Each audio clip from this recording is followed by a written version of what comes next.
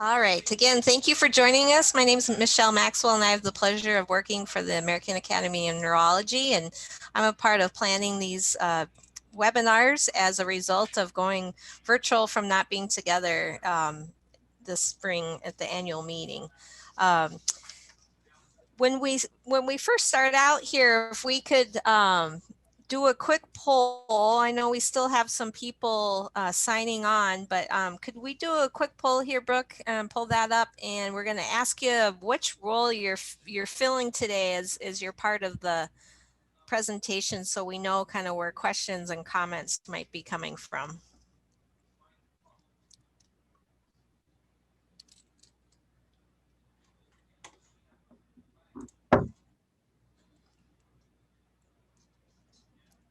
All right. So our biggest group is residents. Thank you. Interesting, no medical students today. All right, and now I get the opportunity to introduce our facilitator today. Is Dr. Clinton Wright. He's a vascular neurologist and specialist in cognitive disorders. He's director of the Division of Clinical Research and the associate director for the National Institute of Neurologic Disorders and Stroke, and the acting chief of the stroke branch within the Division of Intramural Research. I also get the opportunity to work with Dr. Wright as he serves as the vice chair of AAN's Clinical Research Subcommittee. Dr. Wright, thank you for being here, and we'll turn it over to you. Terrific, Michelle. Thank you so much. It's a real pleasure to be here and talk to everybody today in this Futures in Neurological Research program. So you can see on this slide what the goal is, that we want to focus on successful research strategies and outcomes for everybody that is in training across the spectrum. And, really today we want to talk about that funding piece and the NIH research, opportunities in particular. So we're really lucky to have Dr. Korchettes with us to talk about that, and Dr. George, who's very involved in AAN and research opportunities through AAN. And all of us are stroke people. So if you have questions outside of stroke, you may be in trouble. No, I'm kidding. But anyway, yeah, so, we have obviously had to adapt significantly to the ongoing pandemic. And what that has meant is a bunch of virtual programs, which I actually think have given us great opportunities to, to really engage with the community maybe a little bit more frequently and in different ways than we have before. So normally, we have programs at the annual meeting that include the half-day boot camp and a luncheon. But we have these virtual themes now that really take on a bunch of different topics in this area of neurologic research. And so we're talking about funding means freedom, and we have some more stuff coming down the pike. So just in terms of housekeeping for today, we want you to really put in questions for the panelists in the Q&A section, and really use that section for that. And you can give a thumbs up to particular questions without having to repeat them. So if you see a question that was kind of what you had in mind, if by giving it a thumbs up, you actually increase its priority and sort of raise it up a little bit higher in terms of what might be answered first. So you need to know that. And then the chat section is really more for technical issues. So just a little clarification on that.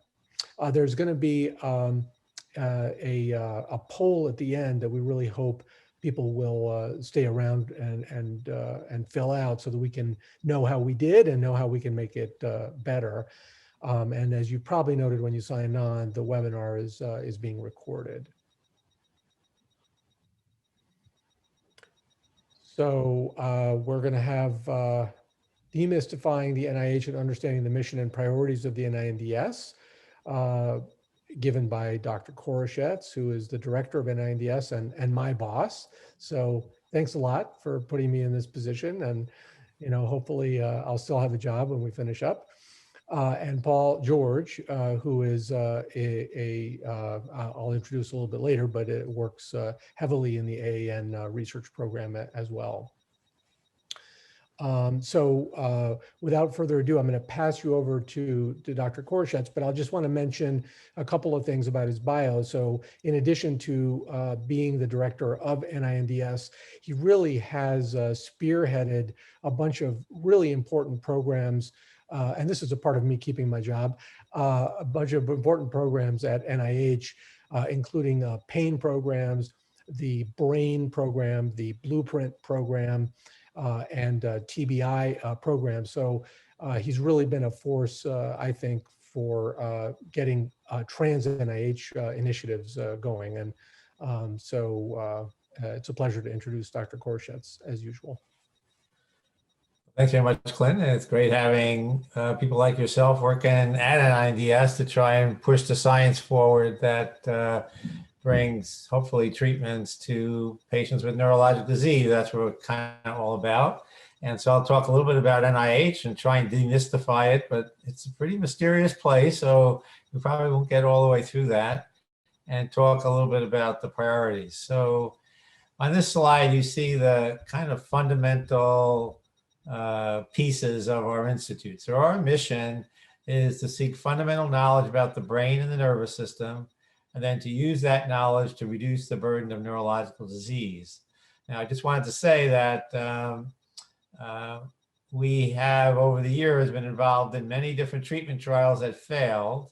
And usually they fail because we made assumptions about the biology that were wrong. And we didn't know it at the time. We oftentimes don't understand it. But this problem of understanding the basics of how the nervous system works is still our Achilles heel. And so we invest heavily in basic research. That's probably where we put most of our money. And basic research means disease agnostic research, but also research on the mechanism of different diseases. And that's probably 65% of our funds go to that type of research. Often that's laboratory research, but some of it's actually basic research studying patients with different disorders. Then we have the clinical research, which Clinton runs, and that is a mix of research on patients and basic mechanisms of their disease, but heavily Clinton is involved in the running of our clinical trials, which are an art form in and of themselves. And we have some very sophisticated clinical trial programs at NINDS, particularly the networks, NeuroNext, which looks at first in disease treatments, new treatments, a phase 2 trial network.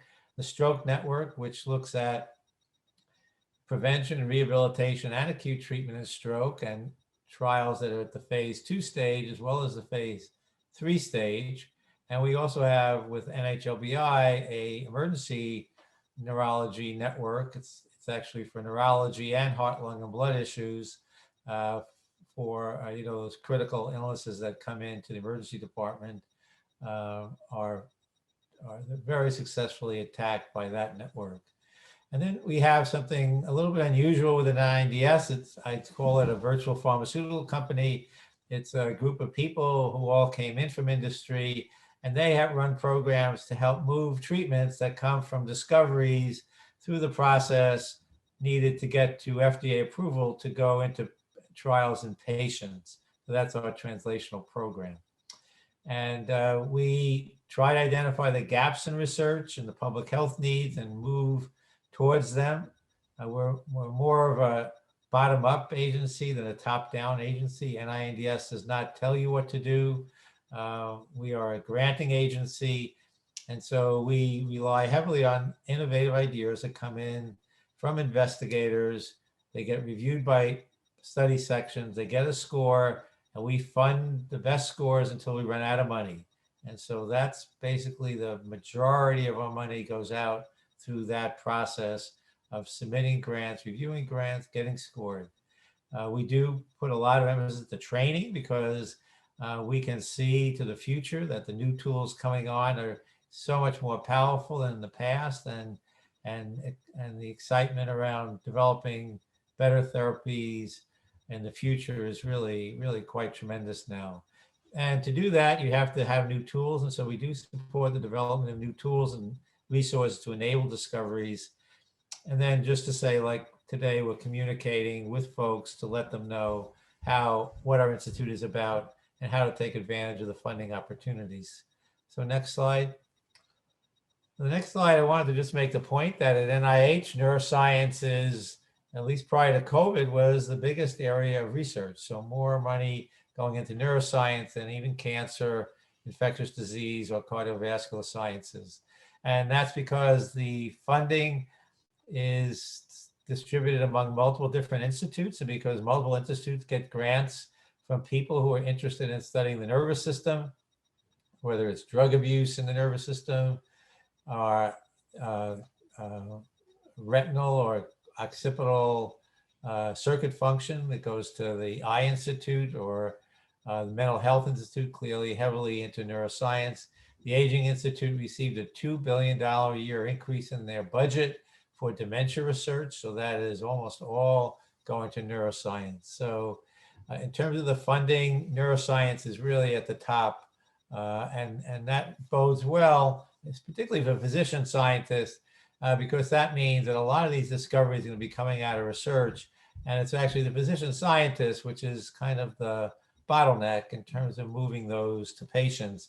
So we really need physician scientists to step up there. Next slide. I kind of went through this. This is how we are organized: basic research, which is fundamental, as well as disease-focused translational research to move things forward to a IND or IDE, and then clinical research to do clinical trials.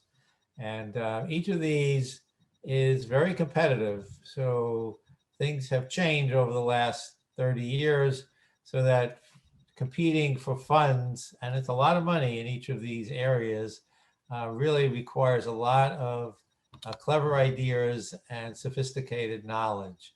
The average size of an NIH regular grant is $443,000 a year for 5 years. So each of these grants, as you can see, is over $2 million. So there's a big investment by the taxpayer, and we look very seriously to make sure that money's being well spent. Next slide. And there have certainly been great discoveries, and this is just one which I hope everyone knows about, is the treatment of spinal muscular atrophy, which is really dramatic. But I put it up there because this is just the beginning of what I think is going to be so exciting as gene therapy comes into neurology. So this was a good demonstration of how powerful it is, but there's going to be much more coming down the road. This timeline just tells you how much time it takes from the initial discoveries to get into patients. And we're always trying to shorten that, but it raises the importance of the early basic disease research, which then really can lead to a treatment. Next slide. And in terms of training, I want to just mention that the Academy, as well as NINDS, is real serious about trying to improve the diversity of our workforce. No one is happy at all with what it looks like right now. I think, if I recall, 2% of neurologists are African Americans, and that's probably the same thing with NIH overall. And NINDS, R01 holders, only 1% African American. So we have a long way to go, and I think together we can make progress. But and this is the time to do it. So we are very active in this space now. Next slide. The next slide just shows a number of the training opportunities that we have. So we have the Signature Physician Scientist Award at the top, the K Awards, the KOH for laboratory research, the K23 for clinical research. These are 5-year grants, career development grants. And they unfortunately now take quite a bit of time to break into them. For the MD PhDs, we're trying to help them to break in within a year or two of finishing the residency. We'll talk about an R25 program in a second, which is also has shown that these folks are breaking into the K funding within 2 years of their residency. But for others, it really takes time to train to be able to compete for this award, up to 3 or even 4 years sometime. We have in blue, we have grants that are available to MDs, but generally used by PhDs.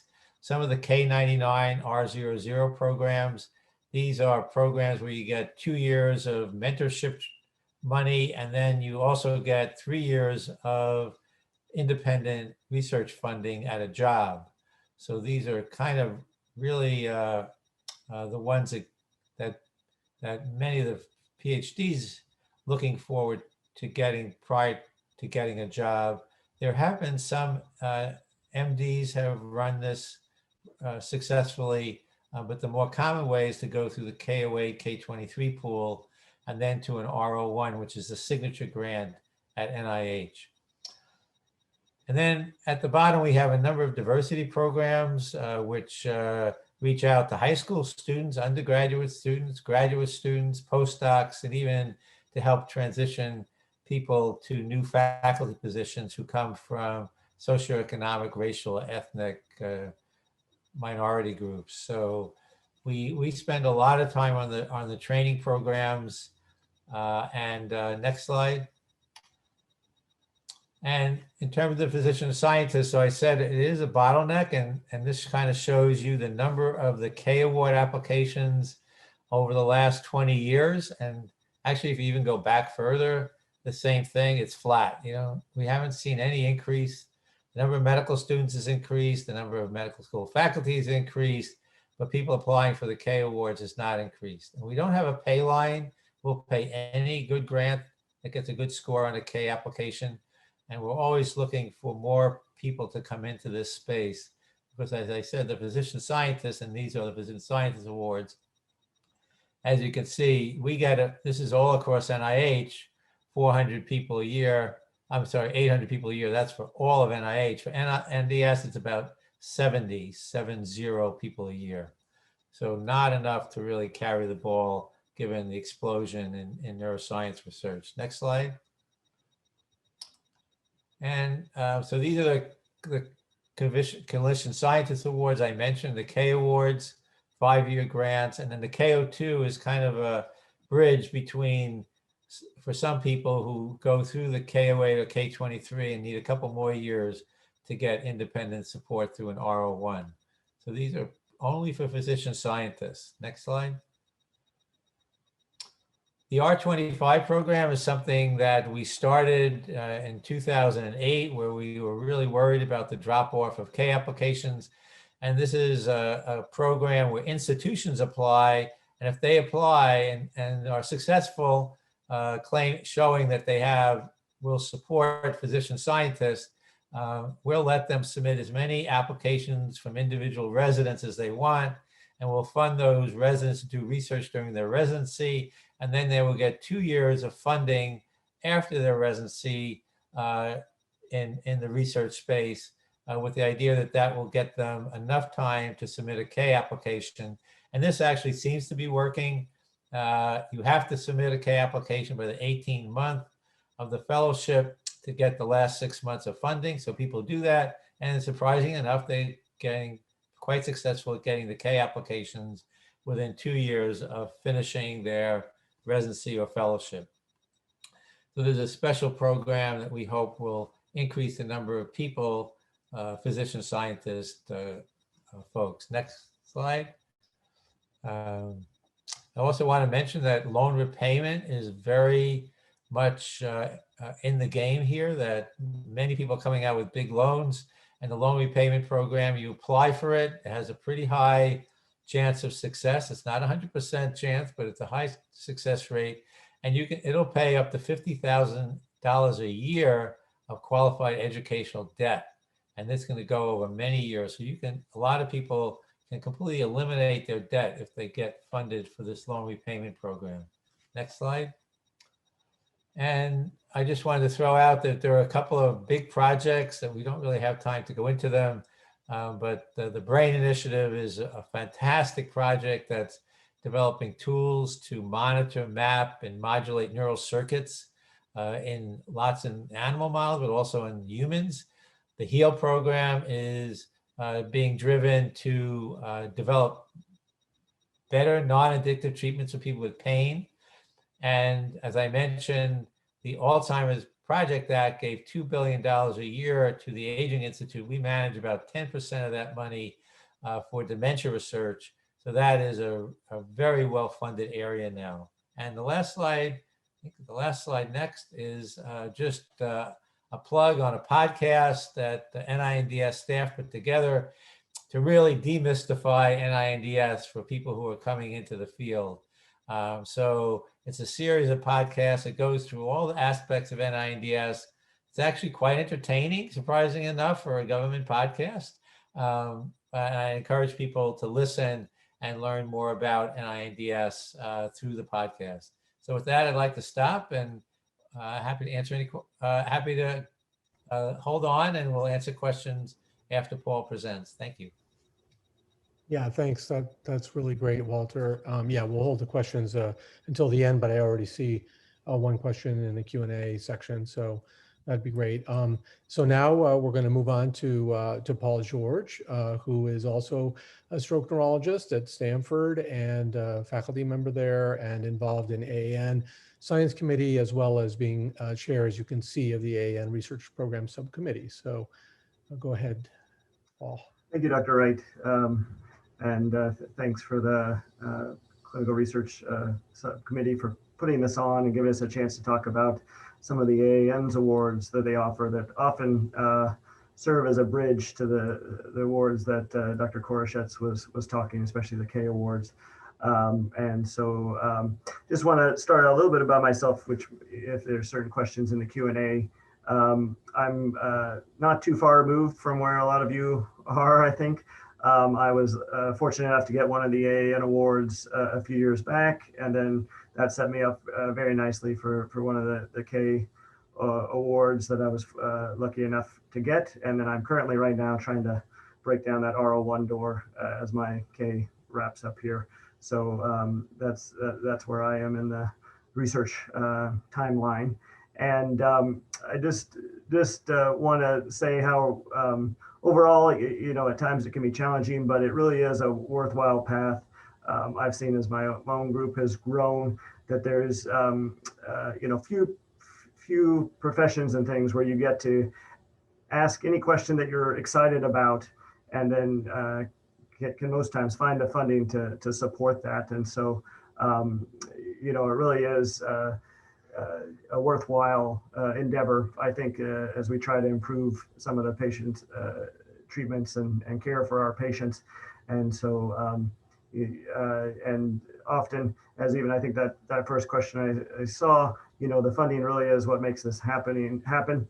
So we're glad you're here today to hear about some of the funding that the AAN provides, as well as obviously the NIH as well.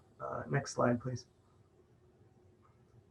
So the AAN has been very committed to supporting this neurologic research.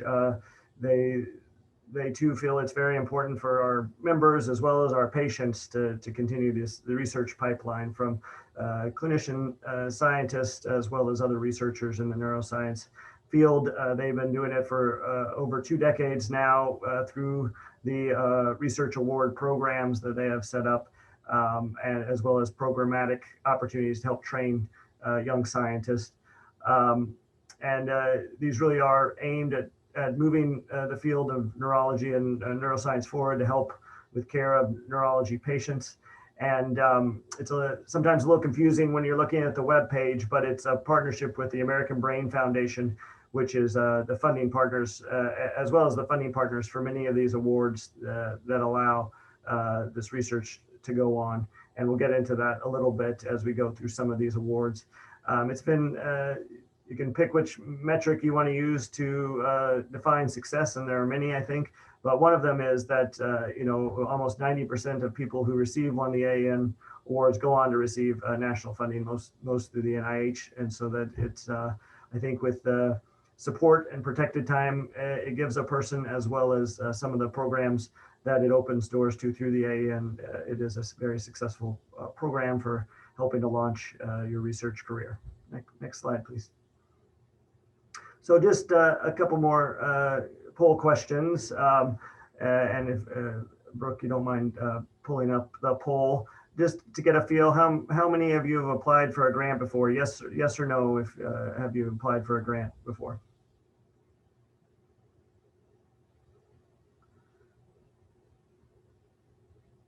And then if the second one shows it's a little more specific, what do you need to apply for grant funding? What is one of the main things that's important to you at your current stage?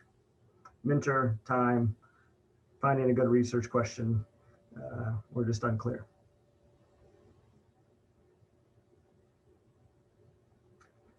All right, so it looks like majority of folks have applied for funding before, so that's great. And then hopefully these will provide you, today's session will provide you with some more information for perhaps next funding steps. And then fairly split across the board that, mentorship is still a key aspect people are looking for, the finding the right research question time. So all of these seem fairly important. Okay, great. Next slide. So I think we can touch on some of those as we answer questions as well. So just to go through a few of the award opportunities that the AAN offers. The first ones we'll talk about are the ones that are funded completely by the American Academy, and they, as Dr. Korchettes mentioned, with the responsibility of taxpayer money, AAN kind of looks at the same way with members' funds and things that help to go to these. We take it very seriously. The committee that I'm on is the one that's in charge of reviewing all the applications that come in, and we do it only through the volunteer hours of other people in the academy that have, are interested in and are doing neurologic research. This is the award, the Career Development Award, is one of the more recent awards to the portfolio. It was developed as members are trying to get, as Dr. Korchettes says, knock down that door to the K funding. And this is the AAN's equivalent to a mini K award. So you can see it's fairly substantial funding over 3 years. And it's aimed at those that are a little further removed from residency and fellowship. So they've been doing some research, maybe not able to get the K yet, but need just an award to supplement that, or to not supplement, but to take the place of the K to get to the R01 funding, or buy a little more time to get to where they feel competitive for a K.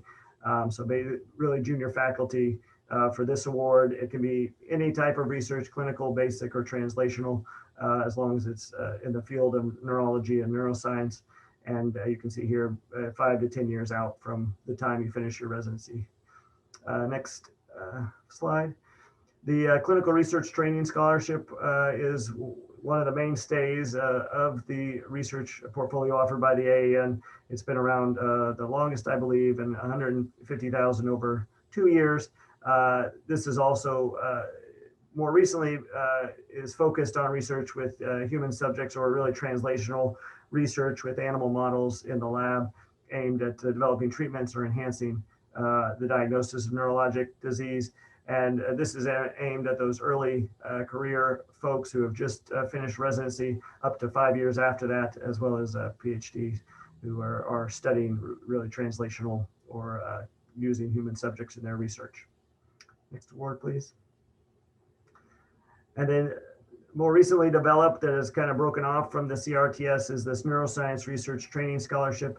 This is also an early career award with 150,000 over 2 years, and aimed at junior investigators interested in laboratory-based, so a little more on the basic side. It can also include some translational models, but work in neurology as well.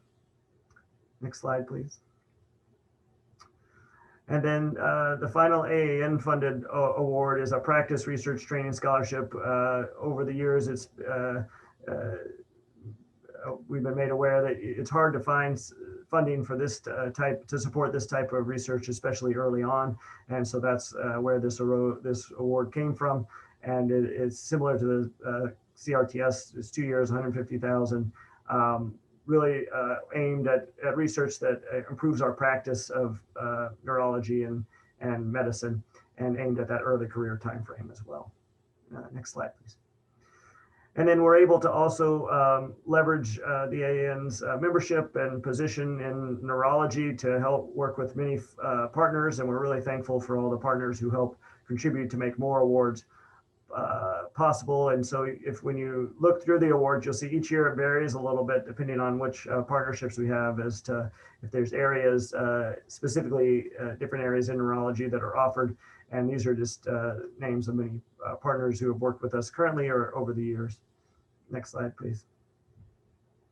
And so just to go quickly through the disease grant opportunities that are currently going to be offered next year, or as well as this year. So there's the Clinical Research Scholarship in Lewy Body Disease, which is offered every year. We have the McKnight Clinical Translational Research Scholarship, and that's in cognitive aging and age-related memory loss. And then the Robert Katzman Award, that's the Clinical Research Training Scholarship, also in Alzheimer's related disorder, that's offered every other year.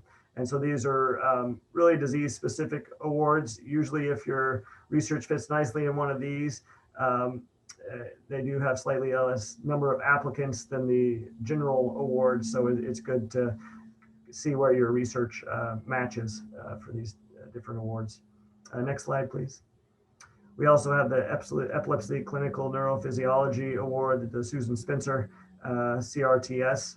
And then also in movement disorders, we have the Parkinson's disease CRTS that is offered each year. And so again, when you go to the fellowship webpage on the AAN site, you'll see the different disease state grant opportunities that will be available for that year. And we're always working with the ABF to try to increase the number of these. Next slide, please. We also have neuromuscular and clinical neurophysiology, and there's several awards under this disease area. There's the main neuromuscular CRTS, and then several ALS awards. One is a slightly different award. The Clinician Scientist Development Award is actually a 3-year award, and has a slightly longer time frame for when you can apply for that after residency. And then the other two ALS awards are similar to the other CRTSs and related to ALS or related diseases. Next slide, please. And so we're right in the thick of our current award cycle. The application closed a couple weeks ago, and we're getting the awards out, or the applications out to our reviewers. So we're starting to review the awards currently. And that takes through the end of the year. And then in January, the recipients receive the announcement of if they're awarded the fellowships. And then for next year's, for the 2022 cycle in July is usually when the application open up on the website for the 2022 awards. And the deadline is usually similar this year in early October for those award applications. And so that's usually the cycle each year. Next slide. And so just wrapping up here, what do we look for this successful fellowship awardee? I'm not sure how many have seen The Mandalorian, but a lot of times it's like the Baby Yoda. So a patient or a clinician or a researcher that has a lot of potential and a lot of good questions and ideas. And then so that's the first part of what we're looking for is the candidate and their how they're doing. And then the next part is the mentoring team. So Brooke, you can click one more. Yep. And so every successful researcher has had one or more, often more mentors that have helped them get to where they're at. So that's the other part as you're putting together your mentoring team, the resources you need to be successful in your research. Those are things we also look for in the applications. And then the final component that we look for is a exciting research idea. So we really want to find ideas that will help move our field along, help get better treatments for our patients. And so that also is evaluated in the applications. And so we feel if we have all three of these, and we usually get some amazing applications, we're setting you up for success and for continuing your research career going forward. And so that's kind of the outline of things we look for in our application status. So we're always happy to answer questions and get you more up to date on what's being offered. There's the other thing that the awardees get to take part in are the different program opportunities that the AAN offers. And so in years past, it's been at the annual meeting often, but this year we've been able to use the virtual nature to spread out some of these events. But there's opportunity for celebration and networking. Usually at the annual meeting, there's a breakfast where members of the NIH, like Dr. Korchettes and his team, are there to see all the awardees, as well as other researchers and the science committee of the AAN and across the AAN are there to hear about the exciting work that's about to begin.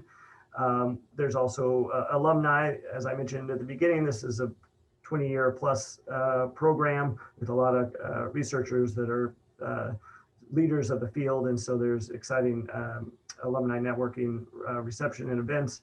And then there's also more training. Most of these awards are positioned to get folks to the K step. And so there's a research symposium that's given at the annual meeting each year. And some of these have been turned to virtual events that awardees are asked to attend. And so they can meet people from the NIH who are directly involved with the K Awards, hear from past awardees and other successful researchers on steps to take in your early career. And so these program opportunities really do help, we feel, set the stage for a successful research career going forward. Next slide. And so the AAN tries to promote or promotes a very active research community. So there's one of the newest things is a Synapse community that's been set up around neurologic research. Feel free to reach out to any of the staff members or myself about questions or resources, and we try to guide you in the right direction and are always excited to get people involved in a research career. So I think that's it. Thanks for listening. Happy to answer questions. Thanks, Dr. George. All right, so we're kind of in the question and answer phase. There's a couple of things that were answered in the Q&A already, and then there's a couple of open questions. So one of them, I guess, is for Dr. Korchettes from an, okay, that seems to have been answered. It's disappearing before my eyes. And now for Dr. George, are Canadians eligible to apply for the AAN Awards as well? Yes, the general AAN ones can be international applicants. A few of the partnered funding awards do have some stipulation, but most of them are also open for international awardees. So it's important just to look through the RFAs when they come out to make sure that it doesn't say US only, but majority are open to international applicants. There's also a question in the chat box, which I think was meant to be in the Q&A, which is for both of you, about how COVID-19 has impacted the availability of funding, if it has. And so maybe both of you could comment on that. Go ahead, Paul. Why don't you go first? Yeah, from the AAN component, the AANs continue to have put a lot of emphasis in supporting research awards.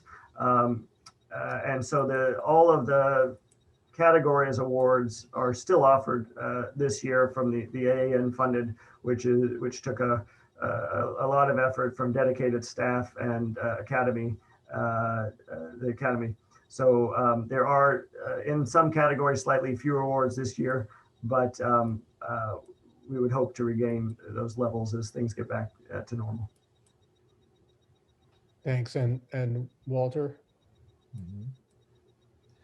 Well, I think the big thing at NIH has been trying to respond to the COVID crisis. So I think, Clint, maybe if we could talk about the things that we need to do. From what we've seen, there's some pretty serious effects on the nervous system. And so we're, pretty heavily engaged in trying to solve that for sure. Yes. Do you want to talk about that, Clint? Yeah, well, I mean, I think that's a really good message for everybody on the call to receive, that, the NIH is really trying to address a lot of questions around COVID, and NINDS is very involved in that effort. And so we really want to understand the neurological complications of COVID from our standpoint. We have a funded database that is run out of NYU, a COVID database, which allows practitioners to enter information about patients that have suffered from COVID-19 and may have neurological complications. So there's opportunities there to even potentially even do stuff that you might not normally be able to do as a young investigator. You could get involved in gathering data potentially through that organize at the local level. Then there's opportunities that if you know of large studies that are going on that maybe have been around for a long time and are starting to look into COVID, if you have potential mentors that are involved in those studies, ask them about whether COVID is on their research radar, whether it's in scope now. It's been a real challenge for us from the clinical trial standpoint. Many of our clinical trials and a lot of our clinical research, had to kind of go on pause, and it's starting to open back up, to some extent, but it's also slow. And as the numbers, seem to creep back up, of course, that may have an effect on how we're able to recruit into our clinical trials. So we're kind of waiting, right, Walter, to see what happens with that and with any funding that might be provided by Congress to address that issue. But so far, we've been given money to look at many of the complications across the NIH mission, and we have a lot of programs that are really developing there, including treatment trials and so on.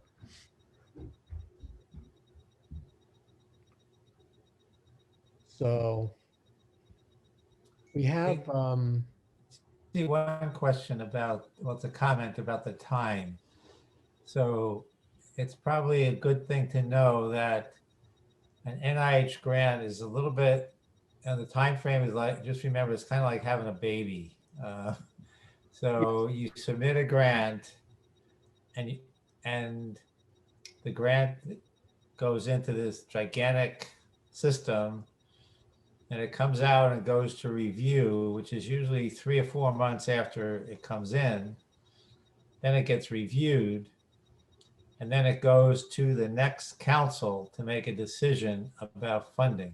And there are 3 councils per year, separated by 4 months.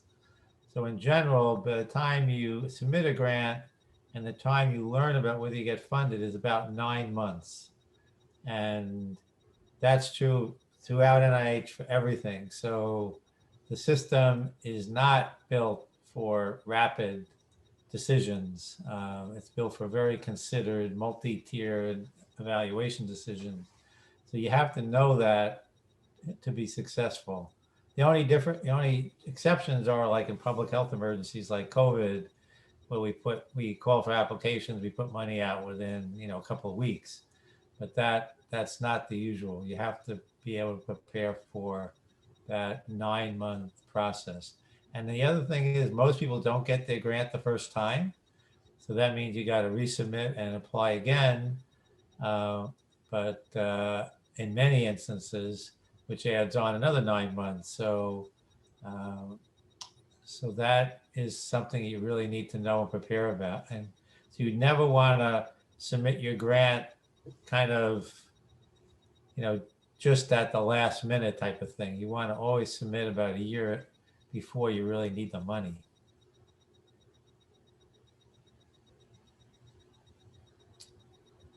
Yes, there was another question about people who are not citizens, and so the grants actually go to institutions, not to individuals. So R01 grants and the K99 awards go to institutions, and the applicant does not have to be a citizen. But unfortunately, the training grants, all the training grants are NIH, are stipulated by Congress that they can only be for citizens or green card holders. So that is a problem. And the way I have seen people successfully navigate that is to get funding initially from, the American Stroke Association, American Academy of Neurology, and then do research that gets them the R21 or the R01. The R21 is a 2-year grant. That's $150,000 a year. The R01 is kind of the signature grant. So that's how, and there are so many people who are not citizens who have come through the system. So although you can't get these K awards, except for the K99, you can be very successful. Yeah, there's also a question about the LRP and whether the pay line for the LRP is the same across institutes. I actually don't know the answer to that. Yeah, I don't know either, to be honest. So we'd have to check on that. Yeah. I think that the institutes do have leeway to pay more, but I would have to check on that. I did put in the chat box the link to the LRP website, which has all the information about applying for loan repayment. Okay. Great, thank you. Oh yeah, I see it in the chat box, not in the Q&A box. I will copy and paste it into the Q&A also.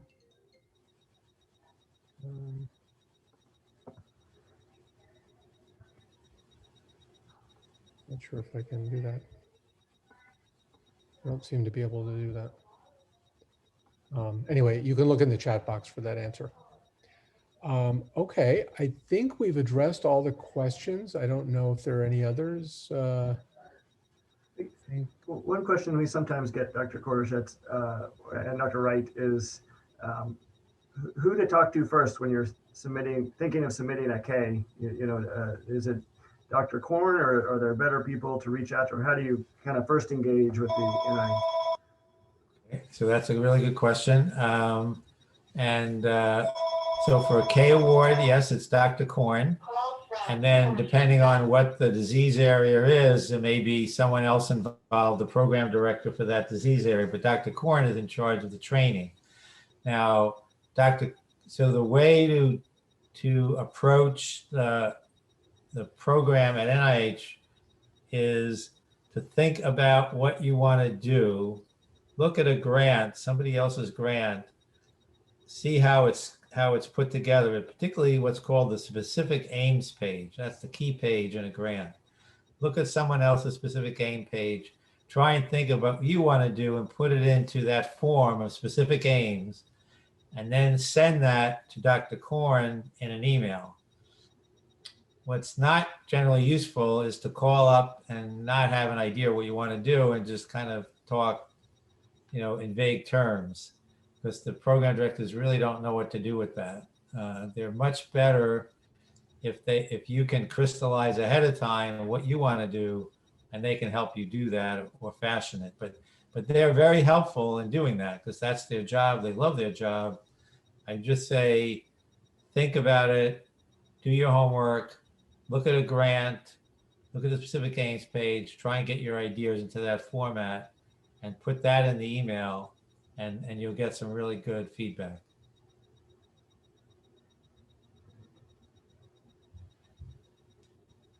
Terrific. Right. That's really great. Thank you to both of you. I think this was a really informative session. So I think we'll move on. I'm not seeing anything else that that has not been answered. So we are going to do a final poll, and that's up in front of you now. So did the webinar meet your expectations? Were the resources shared beneficial? And will you be participating in more of the upcoming virtual FINR programming? So if you guys could answer that, that would be great.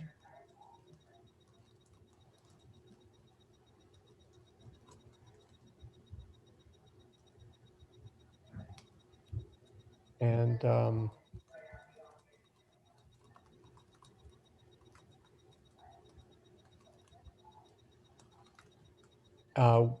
I'm not sure, are we going to see an answer to this, or is this just going to be up? I guess it'll just be up. People will answer it and we'll move on. So the next session is November 19th. Please tune in for that. It's called Recycle and Persevere. It's the nuts and bolts of grant writing with Dr. Hinson, and my proposal was rejected. Now what? Dr. Meyer and Dr. Berman will be facilitating that. So I hope you can all tell your friends and tune in for that. And I think that'll be a really, really great session as well. So thank you very, very much for joining us.